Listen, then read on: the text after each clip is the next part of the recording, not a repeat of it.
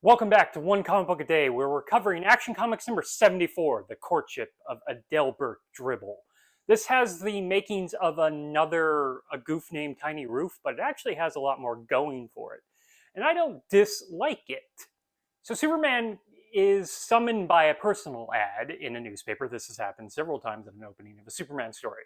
And just when I was thinking, a villain could probably take advantage of this and lead him into a trap because he's so willing to go to these personal ads, this meek-mannered and small science type guy, nerdy, kind of has Tintin's haircut, locks him away in his specially formed lab. His lab that's in a massive apartment. I don't know what the square feet on this is, but I want to talk more about Adelbert's apartment, but that neither here or there. He's made this special polymer rubber that can not break. Specifically, it can give back what it takes. So no matter how hard Superman tries to fly and burst through it, it launches him back.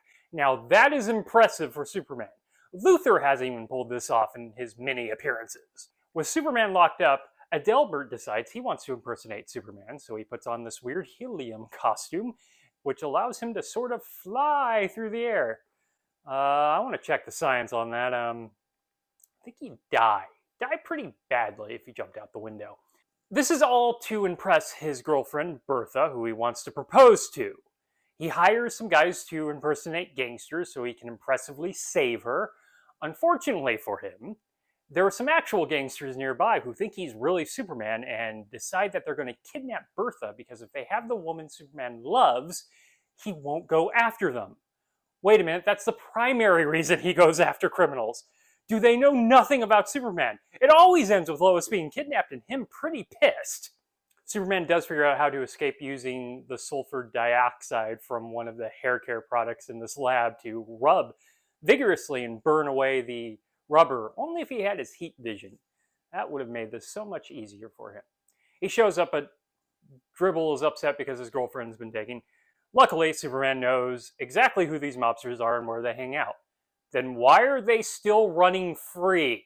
Sometimes I wonder about you, Man of Steel. So Superman deals with that, and his punishment for Dribble is that he has to come clean with his girlfriend. And he's about to when she starts explaining that she's worried about her dry cleaning business because there is a drought going on. Yes, when there's a drought going on, clean clothes is, pretty low on my priorities. Drinkable water is the number one. And asks if he can do something about that. He goes and checks the town reservoir and finds it nearly empty. But it just so happens that in a basin in the mountain nearby, perfect to just pour into the reservoir, is this huge collection of water. So he finds a way to break it and lets the water pour into the reservoir. Unfortunately, and this is the word they use multiple times, the reservoir cloud bursts and floods the city and villages. Where is this? Is this Metropolis? What the hell are these cities and villages? I have so many questions. I looked up cloudburst just to make sure I understood it, and a reservoir breaking would not be a cloudburst. Also, would 1940s children know the word cloudburst? It's just an odd terminology to use. Superman does show up and fix this all, and of course, he makes Dribble explain everything to his girlfriend, but his girlfriend is not upset. She actually doesn't want to be in love with Superman because she understands the problem with being Superman's love interest. You're always going to come in second. Unfortunately, Superman always has to make a choice between saving people and spending time with the one he loves. And the problem is, if he chooses the one he loves, people tend to die. So it kind of sucks to be in love with Superman. And one day we'll find out if Lois can handle that.